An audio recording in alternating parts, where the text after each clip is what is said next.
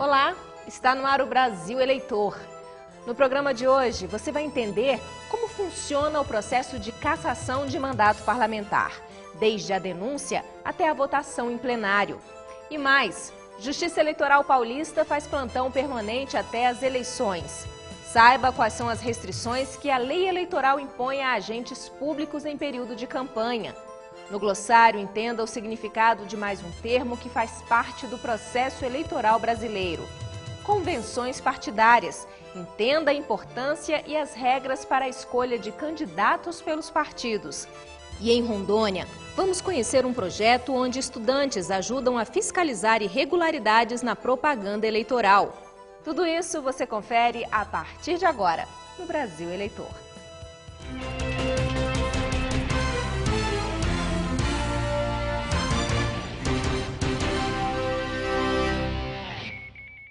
A cada 2 anos, os brasileiros vão às urnas para eleger aqueles que serão seus representantes na esfera pública, seja municipal ou nacional. Aos eleitos, cabe ouvir a sociedade e realizar trabalhos que se transformem em benefícios para a população. Mas, caso esses políticos cometam crimes ou não ajam com decoro e ética, podem ser cassados e perder o mandato. Mas você sabe como funciona esse processo de cassação? Abuso de poder político, econômico, compra de votos. Práticas que podem resultar na cassação de um candidato eleito. Nos últimos meses, o país acompanhou o caso envolvendo o senador por Goiás, Demóstenes Torres. Ele foi acusado de quebra de decoro parlamentar. Depois de várias denúncias e por maioria de votos, Demóstenes teve o mandato cassado pelo Senado. Com a decisão, Demóstenes ficará fora da disputa eleitoral até 2027. Essa é a segunda vez na história do país que um senador tem o mandato cassado. Em 2000, Luiz Estevão, eleito senador pelo Distrito Federal, foi acusado de ter mentido ao negar envolvimento no desvio de recursos públicos das obras do Tribunal Regional do Trabalho de São Paulo. No caso de prefeitos, o número é maior. Um levantamento feito pela Confederação Nacional dos Municípios junto ao TSE revelou que dos 5.563 prefeitos eleitos em 2008, 383 já não estão mais no cargo. Desse total, 210 foram cassados. Minas Gerais e o Piauí apresentaram o maior número de cassações, 29 cada um. Em São Paulo, 10 prefeitos já perderam os respectivos cargos. Os motivos? Atos de improbidade administrativa, crimes de responsabilidade e infração à legislação eleitoral. Mas você sabe como funciona um processo de cassação? Cassação de políticos? Existe todo um processo, né? Tem o impeachment, né? Tem o impeachment, tem outros processos que eu não me lembro agora como que é feito. Não. Infelizmente não, né? Basicamente a gente tem uma fase de instrução, que é a fase de colheita de provas, né? Em que as partes poderão produzir provas. A parte que acusa no sentido de provar a conduta, a parte que se defende no sentido de mostrar que a conduta não aconteceu. Então isso tudo vai ocorrer na fase de instrução probatória e ao final dessa fase você vai ter a fase de julgamento. Uma vez instaurado o processo de cassação, não há como fugir das penalidades que vão além da inelegibilidade de no mínimo 8 anos. É possível ainda que o sujeito, o agente, possa responder criminalmente pela conduta que praticou. Então, ele pode ter o seu diploma, seu registro cassados, mas pode ainda responder na esfera criminal, caso a conduta por ele praticada também se enquadre na moldura de um determinado crime eleitoral. É para evitar situações como essas que o cidadão tem que assumir a responsabilidade de fiscalizar o dia a dia da política do país. A gente vota e depois não acompanha o que o candidato faz e acaba perdendo a noção do que acontece no país de uma maneira geral. A gente tem que saber a vida dele para a gente poder colocar ele lá dentro. Do jeito que anda a roubalheira aí, vai deixar à vontade. Tem que estar sempre de cima, né?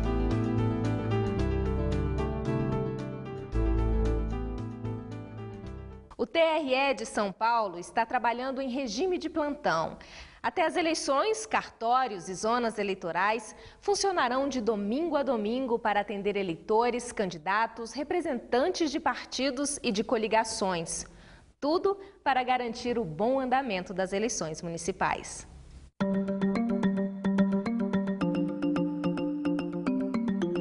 2 horas a mais para o eleitor. Os cartórios de São Paulo ampliaram o horário de atendimento. Agora estão funcionando até às 19 horas. Eu acho que tende a melhorar o atendimento ao público, né? Isso aí melhorando também a vida dos eleitores, né? É ótimo, né? Porque muitas vezes as pessoas não têm disponibilidade naquele horário que precisa, né? Só assim vai ter mais tempo. O pessoal às vezes está trabalhando, não tem horário, não tem tempo. Bom. Em alguns, houve até aumento no número de servidores, como é o caso do cartório da primeira zona eleitoral de São Paulo. Em função do aumento da demanda do trabalho, principalmente o registro de candidatos, porque aqui são 1.200 candidatos que estão concorrendo aqui às próximas eleições. Cada setor mantém uma equipe de plantão. Então nós temos o setor de registro de candidatos, que está cuidando dos registros, propaganda eleitoral e mesários, que são e atendimento ao público também. Para o eleitor conhecer melhor os candidatos, as informações sobre cada um deles estão disponíveis nos sites do TRE de São Paulo e do TSE. No site do TSE tem o Divulga Candi. Então ele consulta o candidato, ele vai ver a situação do requerimento, as declarações apresentadas, as declarações de bens, a documentação toda apresentada para o registro.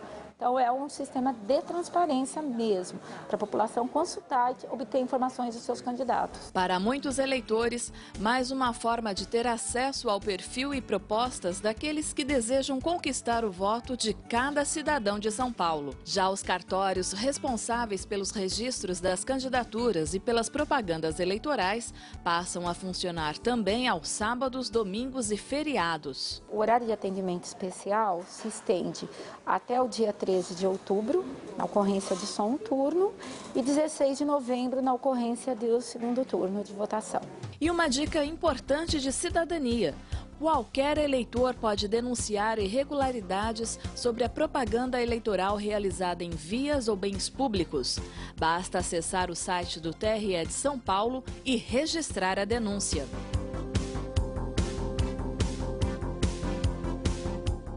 E no próximo bloco, saiba quais são as restrições que a lei eleitoral impõe a agentes públicos em período de campanha. O Brasil Eleitor volta já já.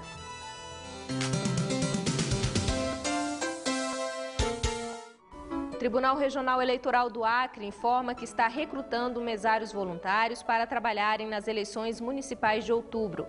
As inscrições vão até o dia 8 de agosto e podem ser feitas no site do tribunal.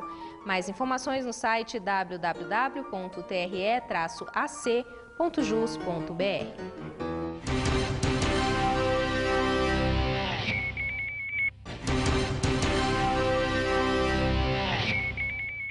Os agentes públicos devem respeitar uma série de proibições estabelecidas por lei com relação à conduta que devem ter no exercício do cargo ou da função durante a campanha eleitoral.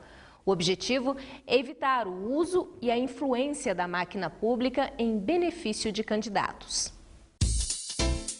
Faltam poucos meses para a realização das eleições municipais para a escolha dos novos prefeitos, vices e vereadores. Para os candidatos, hora de apostar todas as fichas para garantir um voto a mais nas urnas. Para o agente público, servidor ou não, um momento é de cuidado. Isso porque ele deve estar atento a uma série de proibições previstas na lei das eleições. Entre elas, a conduta que deve ter no exercício do cargo ou função durante a campanha eleitoral. A partir de agora, por exemplo, é proibida a qualquer candidato participar de inaugurações de obras públicas. E todo esse cuidado tem explicação. Essas restrições são restrições de ordem legal, né? Como nós temos um código eleitoral, uma lei partidária e uma lei de eleições, né? Elas têm que ser cumpridas.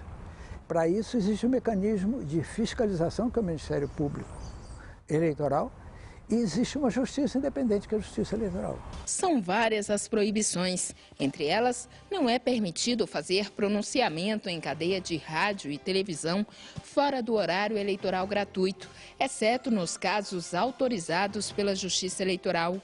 Usar materiais ou serviços pagos pelos governos ou casas legislativas. É proibido autorizar publicidade institucional de programas, obras, serviços e campanhas dos órgãos públicos municipais ou de instituições da administração indireta, salvo em caso de grave e urgente necessidade pública reconhecida pela Justiça Eleitoral. Ceder servidor público ou empregado da administração direta ou indireta, federal, estadual ou municipal do Poder Executivo para comitês de campanha eleitoral de candidato, partido político ou coligação durante o horário de trabalho. A contratação de shows artísticos pagos com recursos públicos também é vedada. E não para por aí. O agente público não pode nomear, contratar, admitir, demitir sem justa causa ou dificultar e impedir o trabalho do servidor, transferir ou exonerar um servidor até a posse dos eleitos, ceder ou usar em benefício de candidato, partido político ou coligação, bens móveis ou imóveis da administração direta ou indireta, exceto para os candidatos à reeleição de prefeito e vice-prefeito, que podem usar as residências oficiais para a realização de contatos, encontros e reuniões referentes à própria campanha, desde que não tenha caráter de ato público. Fazer ou permitir uso promocional em favor de candidato, partido ou coligação de distribuição gratuita de bens e serviços de caráter social custeados pelo poder público. A legislação eleitoral proíbe ainda que o agente público faça transferência voluntária de recursos da União aos estados e municípios e dos estados aos municípios. A exceção é para os recursos destinados à execução de obra ou de serviço em andamento e os destinados a atender situações de emergência ou calamidade pública. Quem faz a denúncia? Quem faz a denúncia é o Ministério Público, né? Qualquer outro partido pode fazer, qualquer cidadão pode fazer denúncia, mas quem fiscaliza é o Ministério Público Eleitoral. E quem pune é a Justiça Eleitoral. Para quem descumprir as determinações... Se for eleito, pode ser a perda de mandato. Se for candidato, pode ser a perda do registro eleitoral. Então, as punições são duras, né? E isso tem ocorrido. Tudo isso, né, concorre para o aprimoramento, o aperfeiçoamento do sistema.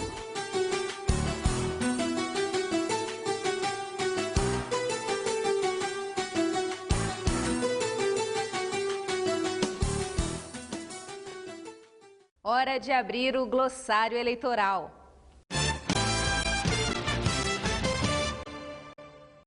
Você sabe o que é urna de contingência? Urna de contingência? Posso ficar te devendo essa resposta? Não, nunca ouvi falar o que é isso. Já ouvi falar, mas não sei não. Não tô lembrada, né? O que é urna de contingência? Urna de contingência é a urna eletrônica que substitui, em caso de defeito irrecuperável, aquela que estava em funcionamento na sessão eleitoral. E no próximo bloco, Justiça Eleitoral de Rondônia conta com o apoio de estudantes na fiscalização de propaganda irregular. Não saia daí, o Brasil Eleitor volta já.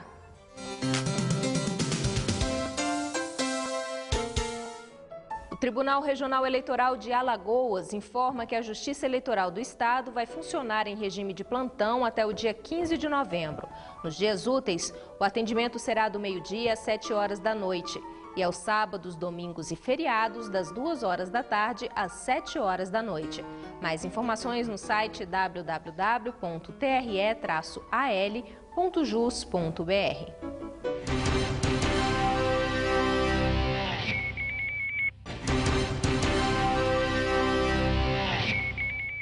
Para colocar nome e foto na urna eletrônica não basta apenas querer. Aquele que pretende concorrer a um cargo eletivo precisa passar pela aprovação do partido ou da coligação. Isso acontece durante as convenções partidárias.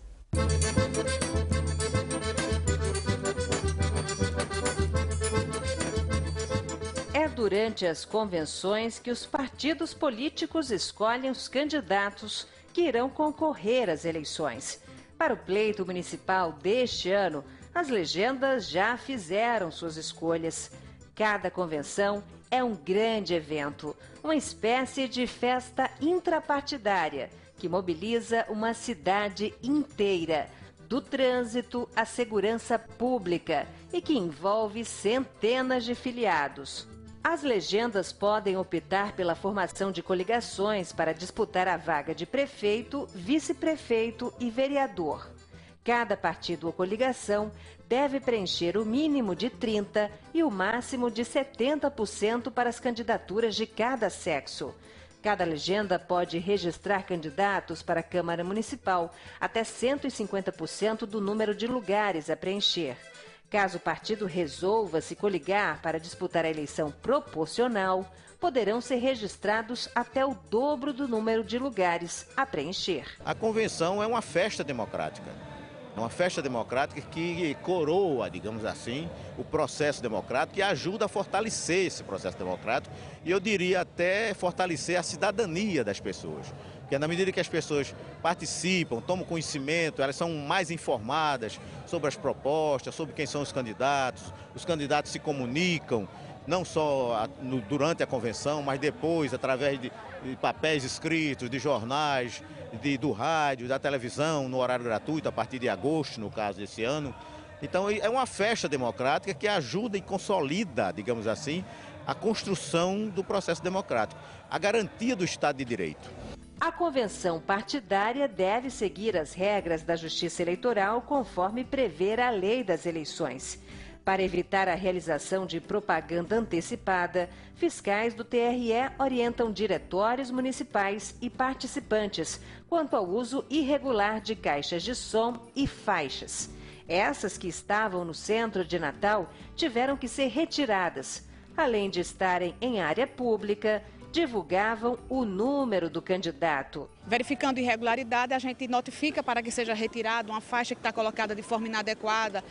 Se a pessoa não retirar, nós mesmos retiramos e encaminhamos para o Ministério Público para que ofereça a representação, se assim ele achar que cabe. Ao final de cada convenção partidária é elaborada uma ata com o nome dos candidatos escolhidos que irão disputar as eleições. O documento é assinado por todos eles e encaminhado à Justiça Eleitoral.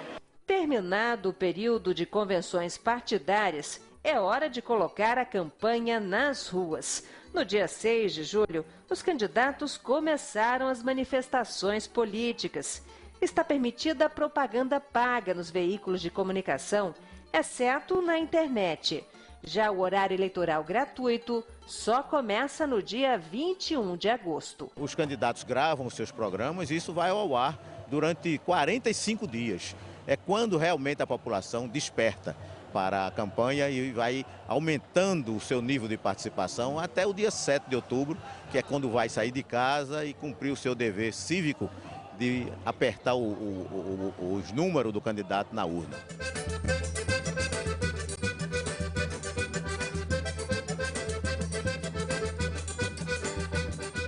O projeto Patrulha Eleitoral, desenvolvido em Rondônia, faz parte do programa Eleitor do Futuro e busca a adesão de estudantes para atuarem como fiscais eleitorais.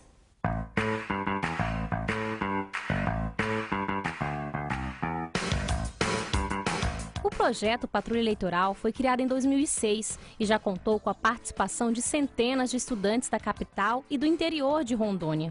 Inúmeras denúncias já foram realizadas na Central de Atendimento da Justiça Eleitoral. Quem recebe cada uma delas são jovens treinados, conscientes e dispostos a impedir fraudes no pleito. Ele é um projeto pioneiro pela Justiça Eleitoral de Rondônia e ele surgiu em 2006, dentro dessa proposta do TRE de trabalhar com as escolas, trabalhar ali dentro da sua função social, de não só realizar a eleição, mas também de se inserir dentro da sociedade, chamando os jovens, os eleitores do futuro, a compreender o que é uma eleição, o que é participar politicamente. No primeiro momento, as escolas são convidadas a inscrever alunos que queiram participar das atividades de forma voluntária. Depois disso, os estudantes recebem treinamento ministrado por servidores do Tribunal Regional Eleitoral de Rondônia. E, por fim, em cerimônia aberta ao público, todos os patrulheiros recebem certificados pela participação no projeto, a partir do qual poderão desempenhar a função de fiscalizar os candidatos nas campanhas eleitorais. Esse projeto eu acho que é exatamente para isso, para dar o primeiro passo de incentivo para a gente tomar atitude e não esperar só das autoridades. Uniformizados, os patrulheiros atuam nos bairros fiscalizando a propaganda irregular e no dia da eleição, nos colégios por eles escolhidos, geralmente o mais próximo de suas respectivas residências. Ajudam os monitores da Justiça Eleitoral na orientação aos eleitores, no apoio às sessões eleitorais, bem como na fiscalização de eventuais crimes, principalmente a boca de urna. Em Porto Velho, são mais de 15 mil eleitores entre 16 e 18 anos e mais de 200 deles se inscreveram para ser patrulheiros eleitorais. Eles sairão às ruas para denunciar e fiscalizar a prática ilegal de captação de votos durante as eleições de 2012. A partir do dia 6 de julho, a patrulha eleitoral estará nas ruas, fiscalizando possíveis práticas de propaganda irregular e condutas vedadas. A data de início do trabalho não é por acaso, é quando começa a propaganda eleitoral nas ruas. Eu pretendo ajudar na fiscalização das pessoas que querem fazer, em vez de fazer o certo, fazer o errado. A expectativa da coordenação do projeto para 2012 é que em todo o estado, 700 jovens patrulheiros estejam a serviço da democracia.